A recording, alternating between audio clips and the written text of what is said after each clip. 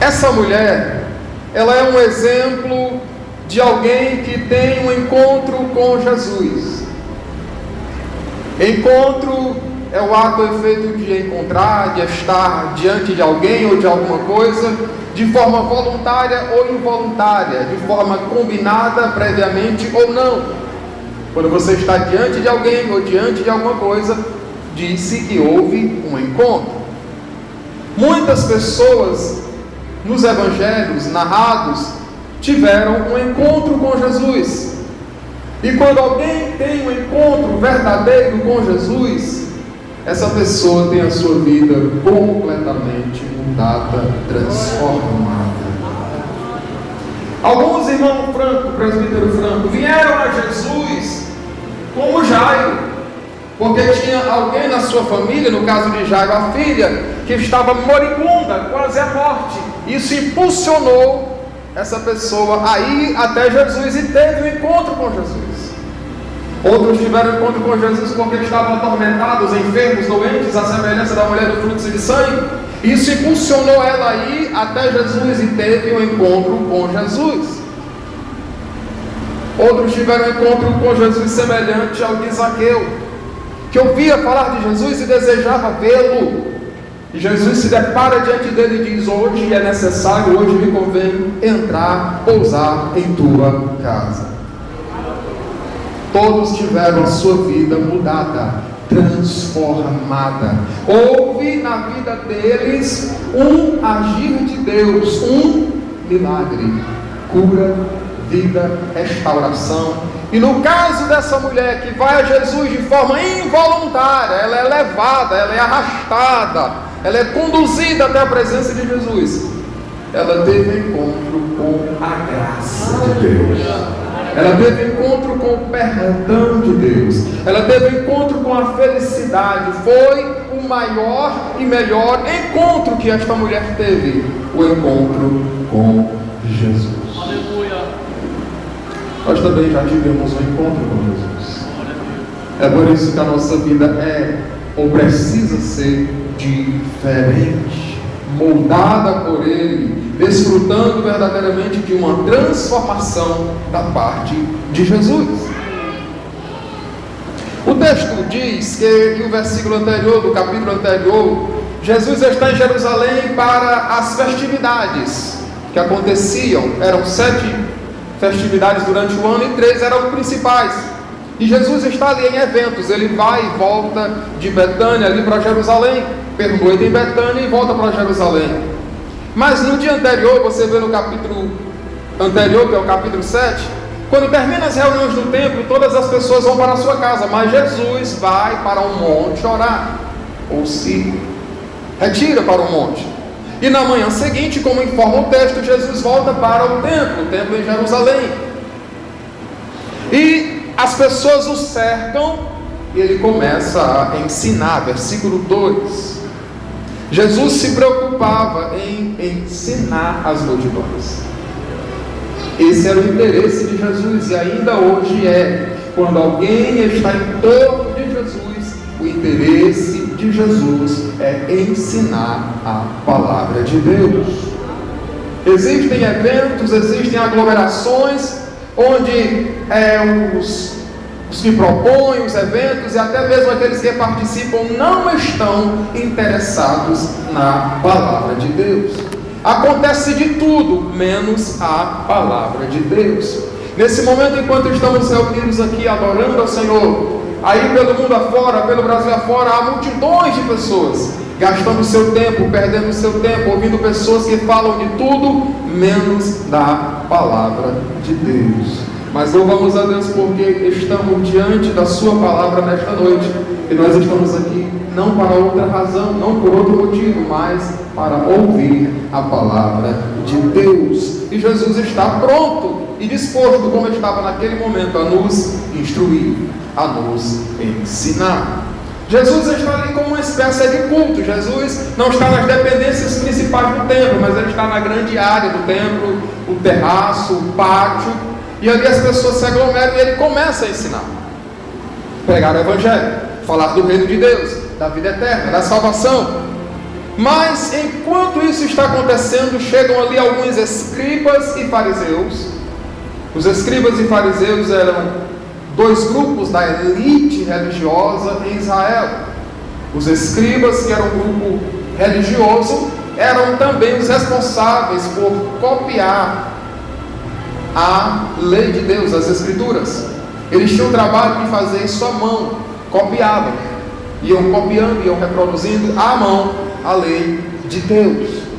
Os fariseus, os saduceus, os fariseus eram um grupo que aderia e apoiava e cria somente nos livros de Moisés, os 5 primeiros da nossa Bíblia, na versão em português, desde Gênesis até Deuteronômio, e interpretavam isso e julgavam-se serem eles aqueles únicos que cumpriam a lei de Deus. Então, pessoas destes dois grupos chegam diante de Jesus e apresentam ali uma mulher e uma acusação referente àquela mulher. Apresentam a Jesus o caso e exigem de Jesus uma palavra, um enunciado, uma ideia, uma opinião, um julgamento, uma sentença. Eles colocam Jesus na condição de juiz, para decidir com base na lei de Deus, a lei de Moisés, o comportamento pecaminoso dessa mulher que é levada até Jesus. Versículo 3, eles apresentam a mulher flagrada no próprio ato, adulterando.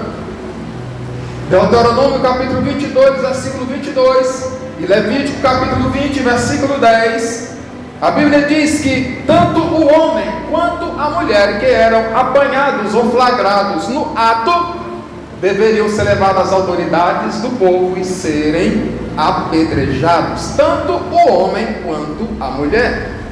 Aqui eles apresentam somente a mulher. Qual seria a razão? N possibilidades, mas apresentam só a mulher. Algo está errado, porque a lei diz que ambos, o homem e a mulher, deveriam ser apedrejados pelo pecado dela. E dizem a Jesus: esta mulher foi apanhada no próprio ato adulterando, e na lei nos mandou Moisés que as tais sejam apedrejadas. Tu, pois, o que dizes? Jesus, claro, é interrompido para o ensino, e quando Jesus ouve aquela acusação e a mulher posta ali diante dele, o texto revela que Jesus inclinou-se ou abaixou-se e começou a escrever no chão, na terra ali do templo, com o seu dedo. E eles insistiam, versículo 7, insistiam com ele: diz alguma coisa, mestre, fala, dá a sentença, dá a tua opinião. Olha o que a lei está dizendo, essa mulher foi apanhada no ato, e a lei diz, é a lei, deve ser apedrejada. E como eles insistem, Jesus ergue-se e dá a sentença dele, virando, por assim dizer, a acusação que é contra a mulher, virando para eles. Jesus diz: quem dentre vós estiver sem pecado, presente, estiver sem pecado, seja o primeiro que atire pedras contra ela. A lei dizia que as testemunhas seriam as primeiras e arremessariam as pedras.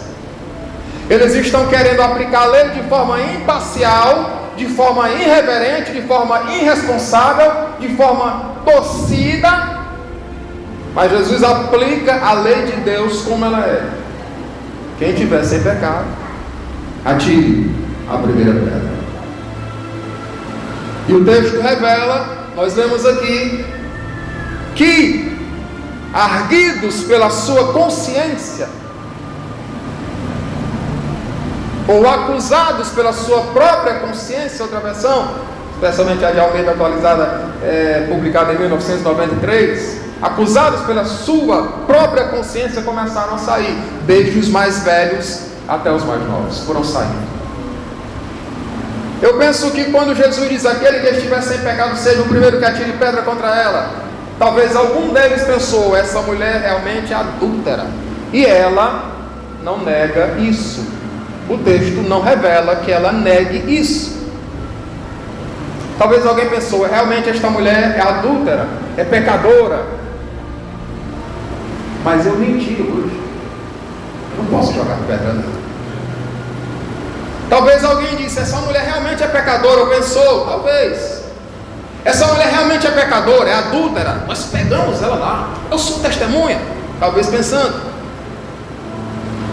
Mas eu desobedeci meus pais. E outro vai pensando, eu fiz isso, eu fiz aquilo, eu menti, eu furtei, eu roubei, eu enganei, eu menti. E começa a sair um por um, desde os mais velhos até os mais novos, ficando só Jesus e a mulher que estava no meio. Quando a Bíblia diz aqui, ficando só Jesus e a mulher que estava no meio, é que os acusadores, a multidão que acompanhava os acusadores foram embora, mas a multidão que queria, que estava ali pelo ensino, permaneceu. E a mulher no meio. Jesus ergue a cabeça, olha, a mulher está ali. Versículos 10 e 11, Jesus pergunta: aonde estão aqueles teus acusadores? Ninguém te condenou? E a mulher: ninguém, Senhor. E Jesus diz: eu também não te condeno. A palavra no original grego, que significa dar sentença de condenação. Eu também não te condeno. A mulher foi absorvida, mesmo diante da acusação. E Jesus diz: vai, você está livre, pode ir. Jesus a liberou, com uma recomendação, com uma observação: e não peques mais. Tanto a mulher admitiu que era pecadora, porque ela não nega isso, como as palavras de Jesus também deixam claro para nós que aquela mulher era uma pecadora. E não peques mais. Vá, você está livre, você está liberta, você está perdoada, mas não peque mais. Essa mulher teve um encontro com a graça divina. Algumas lições que a gente encontra aqui. Primeiro, é que Jesus valoriza o ensino da palavra de Deus. Precisamos estar em lugares onde a palavra de Deus é valorizada. E muita coisa tem sido introduzido no meio cristão, na igreja, é devagarinho, devagarinho. Muita coisa que é cultura popular, devagarinho, devagarinho, vai entrando nas igrejas, nos arraiais, nas congregações. Existem alguns tipos de cultos, ou de cultos denominados disso ou daquilo, que eu não tenho prazer em participar disso. Porque começou com um negocinho, mas toma muita proporção. E a gente vem ao culto, ou pelo menos deve ser assim, para adorar a Deus. E a gente não vê no Antigo Testamento, nem no Novo Testamento, a igreja se reunindo para outra coisa que não seja adorar a Deus. Comer eu como em casa. Não estou dizendo que a igreja não deve fazer reuniões onde há comida, não é isso que eu estou dizendo. Mas se for só para comer, eu como em casa. Se for só para me divertir, eu me divirto em casa. Se for só para conversar com alguém, eu converso por aí. A igreja e o culto a Deus é lugar de adoração. Precisamos valorizar a palavra de Deus como Jesus valorizava a palavra. E olha que tem muitas igrejas, muitos arraiais que estão como a igreja de Laodiceia. Tem o nome de igreja de Jesus, mas Jesus está onde? Está onde? Na igreja de Laodiceia. Jesus está onde? Do lado de fora. Eis que estou à porta e bato. Se alguém ouvir e abrir a porta, entrarei, cearei com ele. Não está dizendo com ela, igreja, com ele, e ele comigo. Jesus na igreja de Laodiceia está do lado de fora batendo para ver se alguém vai se comover, vai realmente querer a presença, a intimidade dele, abrir a porta do seu coração para ceiar com Jesus, para ter intimidade com Jesus. Mas Jesus está do lado de fora. Que Deus nos livre desse mal. Precisamos valorizar a palavra de Deus.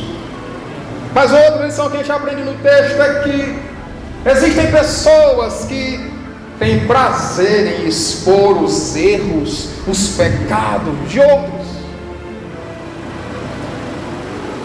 Hoje acontece muito isso, principalmente em redes sociais.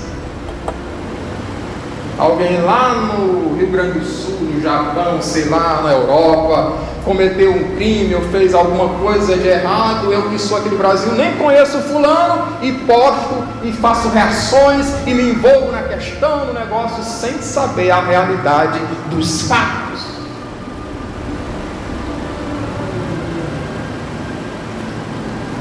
Essa mulher é flagrada em adultério.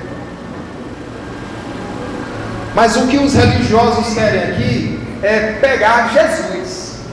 Se utilizam do erro dela, da fragilidade dela, do deslize dela, da falta de cuidado dela, para pegar Jesus. O versículo 6 diz isso. A intenção deles era pegar Jesus em alguma falta. Era uma trama, era um negócio arranjado para pegar Jesus.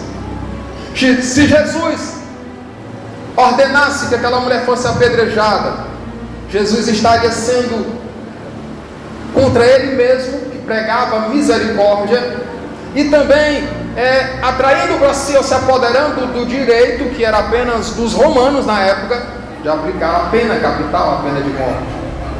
Se Jesus absorvesse no todo, ou proibisse que aquela mulher fosse apedrejada, Jesus estaria indo contra os ensinos de Moisés. Então os líderes condenavam Jesus e entregavam Jesus de qualquer forma para o Império Romano aplicar a pena de morte.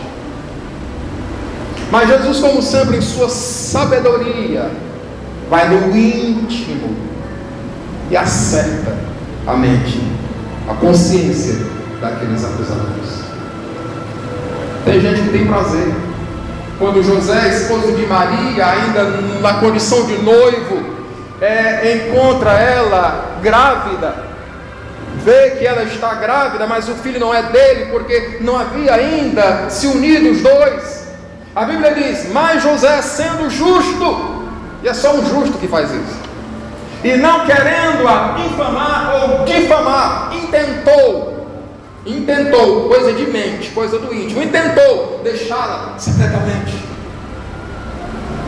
Deus sabia que Maria era justa, pura. Deus sabia que José era justo e puro. Não havia um pecado contra Deus. O que estava acontecendo com Maria era obra de Deus, Jesus gerado em seu ventre. José não entende, mas não quer fazer bobagem, não quer meter as mãos pelos pés ou os pés pelas mãos, não quer colocar os carros diante dos bois, não quer se complicar, não quer fazer bobagem, não quer se apressar, se precipitar. Então ele tenta deixá-la secretamente. Aí Deus entra na cena e se manifesta e se revela a José, esclarecendo a ele que o que estava acontecendo era obra do próprio Deus. José tinha o direito de acusá-la, e sendo provado a infidelidade, Maria seria apedrejada. Mas José era justo. Salmo 15 diz: aquele que vai habitar no santuário do Altíssimo, ainda que jure com dano seu, não fere os outros, não causa prejuízo nos outros. Cuidado, irmão, cuidado, irmã, tenhamos cuidado. Às vezes a gente entra, mete a mão e o pé em coisa que não nos diz respeito, e Deus é justo. Tem muita gente sofrendo situações difíceis, porque um dia apontou alguém, porque um dia expôs alguém, porque um dia fez parte de um complô, de uma fofoca, de um fuxico, de uma trama para prejudicar outra pessoa, e mesmo sem saber, meteu a mão, meteu o pé, se envolveu, e agora vive uma situação difícil, porque Deus é justo. Os religiosos religiosos acusaram essa mulher, mas não puderam condená-la, porque o único que pode condenar naquele momento diz: eu não te condeno, vai em paz.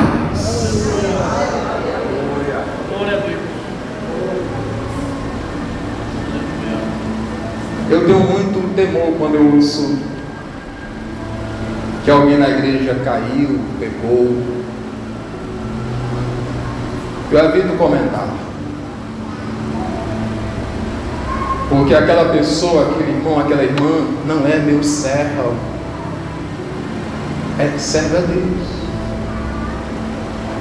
O que eu posso fazer é orar por ele, pedir que Deus o restaure, porque Deus faz isso. Eu conheço gente com o qual me congreguei ali na AD do Parque Piauí, que traiu a esposa quando jovem, na condição de obreiro, auxiliar, traiu a esposa, a igreja toda ficou sabendo, passou pela disciplina, e hoje é pastor em uma cidade do Piauí, e usado por Deus. Deus restaura. A gente tem que acreditar nisso. Acusaram ela, mas não puderam condená-la. E até sem querer levar a pessoa certa, aquele que absorve, aquele que perdoa, aquele que dá graça, amor. Uma outra lição que o texto deixa claro, e aqui a terceira, é acerca da universalidade do pecado. Todos somos pecadores. Romanos 3, versículo 23, Paulo diz: porque todos pecaram e estão destituídos, ou seja, afastados, demitidos, exonerados, longe, distantes da presença de Deus. Tem uma versão que diz da glória de Deus. Todos pecaram. Felizmente, graças a Deus, o versículo 24 vai dizer: sendo justificados gratuitamente pelo sangue de Jesus Cristo, seu Filho. Todos pecamos, mas em Jesus Cristo nós somos justificados diante de Deus. E Romanos 6,1 diz: e temos paz com Deus. Somos justificados por Jesus e temos paz com Deus. Mas todos pecamos. Por isso que eu não posso apontar você pelo seu erro, pelo seu pecado, ou querer lhe beneficiar apontando-lhe, porque eu também sou pecador. 1 João capítulo 1, versículos 8 e 10, a Bíblia diz: quem diz que não peca, já pecou, e faz o mentiroso. Quem diz que não comete pecado, além de mentir, de se enganar, está chamando Deus de mentiroso. Porque quando alguém diz eu não peco, e foi Deus que disse que somos pecadores, então a pessoa está dizendo que Deus é mentiroso. E o texto acrescenta: e a sua verdade, ou seja, a verdade de Deus, não está nele. Versículo 9, está entre o 8 e o 10, versículo 9 diz: mas se confessarmos os nossos pecados, Ele, Deus, é fiel e justo para nos perdoar os pecados e nos purificar de toda injustiça. É só confessar a Deus. É só confessar a Deus. É só confessar a Deus. Tem muita gente envolvida com muitas práticas pecaminosas. E talvez, eu disse talvez, existem algumas aqui que estão presas por alguma coisa, mas a Bíblia está dizendo: se confessarmos os nossos pecados, Deus é fiel para nos purificar de todo pecado e de toda injustiça, nos purificar. Tem gente que comete um erro, um pecado, um deslize e acha que não tem mais solução, porque o diabo acusa, as pessoas o acusam, a sua própria mente o acusam. Mas se você parar diante de Jesus, da sua palavra, por exemplo, agora, e confessar o seu pecado ao Senhor, a Bíblia está dizendo: Ele nos purificará. Aleluia. Porque todos somos pecadores. É a graça dele, como já foi cantado aqui nessa noite, que nos faz diferentes. É a graça dele que nos faz diferentes no mundo. É a graça dele, o amor dele que nos atraiu. E ele mesmo já disse: nós não escolhemos primeiramente. Primeiramente ele nos escolheu, depois escolhidos nós o escolhemos.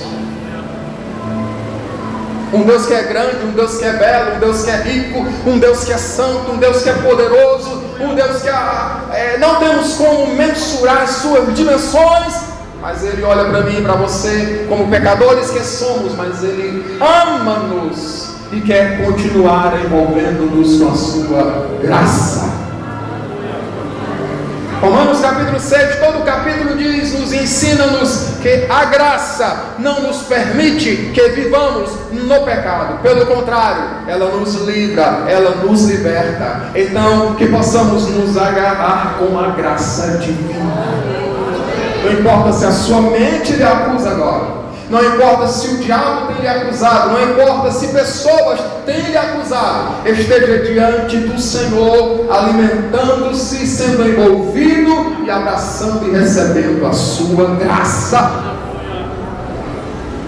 O mesmo que disse para aquela mulher: eu não te condeno,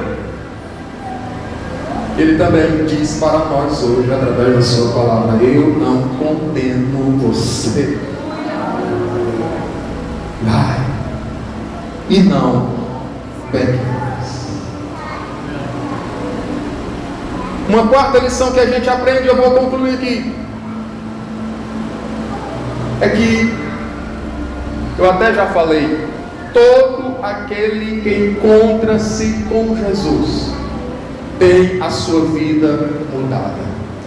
Ele recebe perdão e nova oportunidade.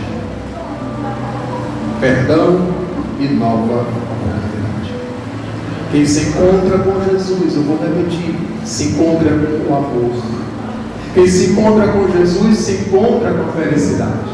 Quem se encontra com Jesus se encontra com a paz. Quem encontra com Jesus se encontra com a graça de Deus. A graça de Deus se manifestou salvadora. Quem é a graça de Deus? A graça de Deus é Jesus Cristo. Quem se encontra com Ele, se encontra com a graça, se encontra com a salvação, se encontra com a vida eterna. Se você puder, fique de pé em nome de Jesus.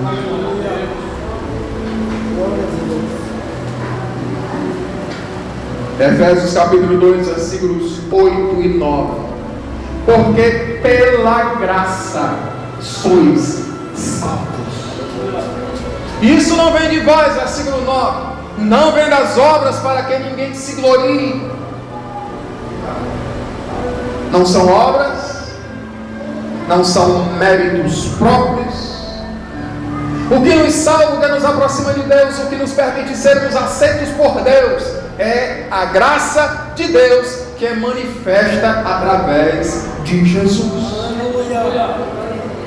Alguém que é rico como Zaqueu e que defrauda pessoas, ele se encontra com Jesus e tem a sua vida transformada. Tem muitos exemplos parecidos.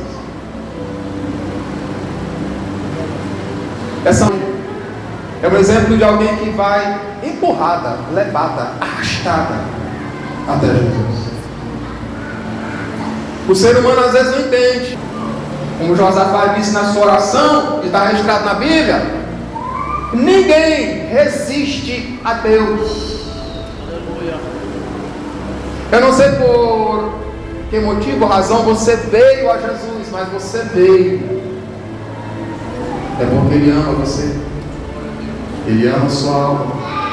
Ele quer-nos na presença dEle. Não existe nada que nos possa separar do amor de Deus ou da presença dEle, desde que estejamos em sinceridade diante dEle. Vejam, quem leva aquela mulher até Jesus são religiosos. E a religiosidade cega.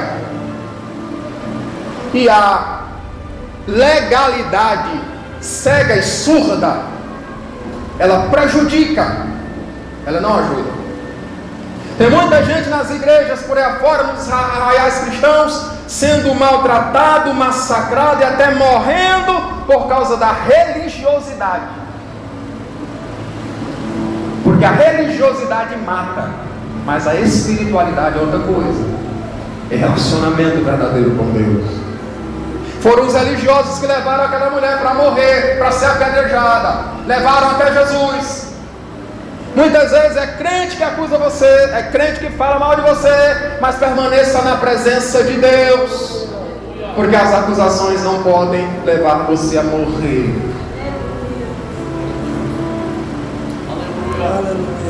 Jesus quer que você seja livre, esteja em paz e não peque.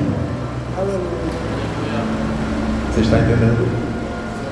O nosso Jesus é Jesus de graça, é Jesus de perdão, é Jesus de restauração.